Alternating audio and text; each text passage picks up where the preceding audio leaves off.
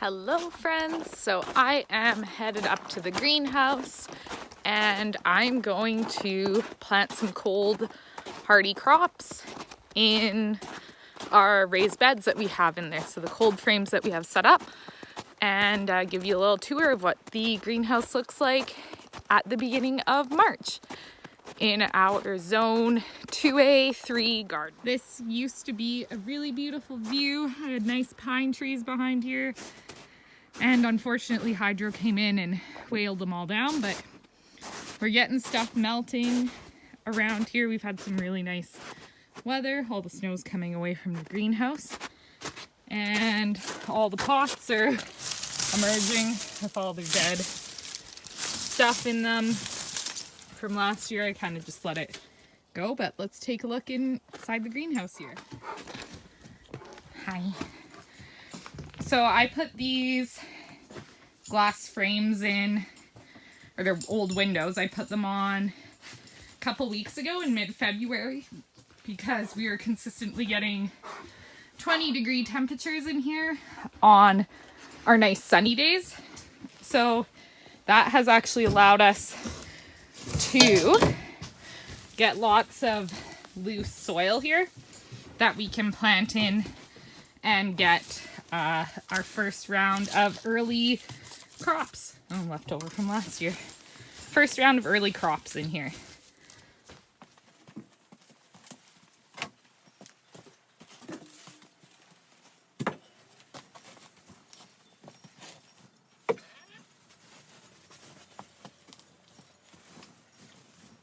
Okay, you stay down. So I've grabbed out of my seed storage at the house. I've got my seeds. I have got some popsicle sticks and my permanent marker so I can label things so I remember what I've planted. What I'm going to be putting in here today, I have some fresh pack beet, these are beet green seeds, so they're grown not for the actual beetroot itself but for the greens. I'm going to try them in here this year. I have lots of radishes to plant. I have French breakfast radishes and Easter egg blend.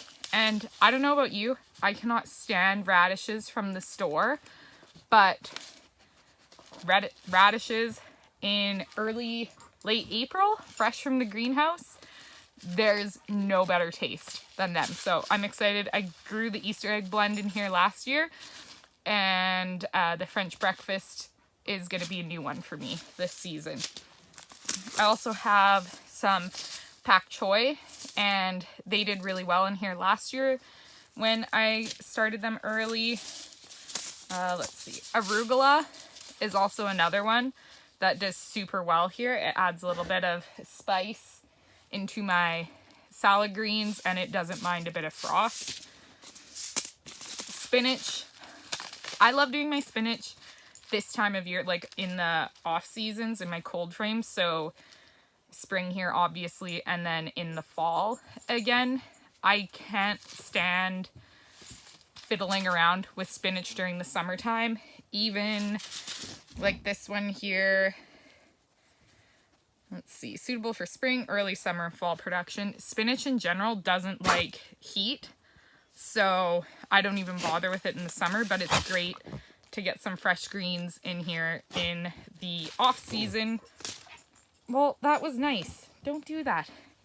Okay, and the last thing that we've got, you'll have to excuse the co-star here.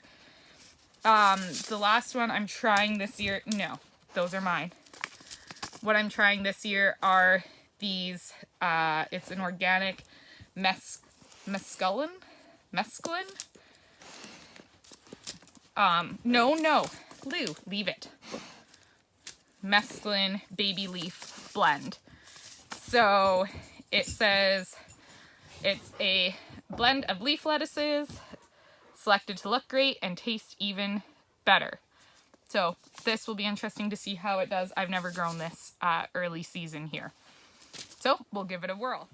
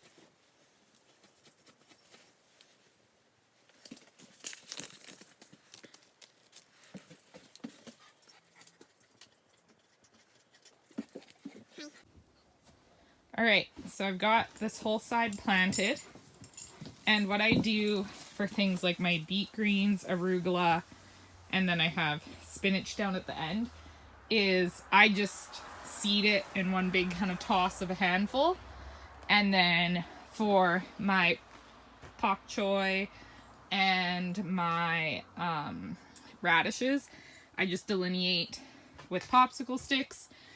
A trick that I do, because this will fade, is I just tuck my permanent marker side with my label against the wall so it's not going to get faded by the sun. And then it's just short term anyhow, so I don't have to worry about it really disappearing on me. Okay, so now I've got everything planted, and I'm just going to come in here now and water everything. If I would have been thinking, I would have... Ooh, the glare is atrocious.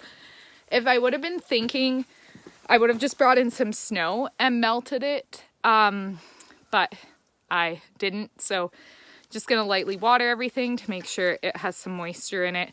Not too much because I don't want it to freeze later on during the next couple of weeks and get some colder days.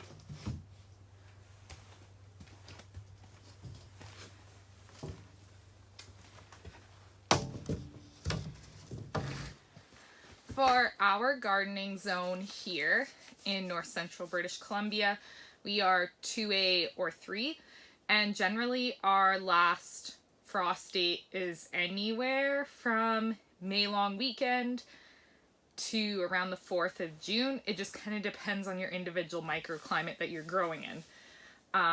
Last year when I planted in here with the cold frames, we were able to get fresh greens, I believe in mid-April, outside, which is pretty sweet, with no added heat, just the greenhouse and these cold frames within. So you kind of get a double greenhouse effect.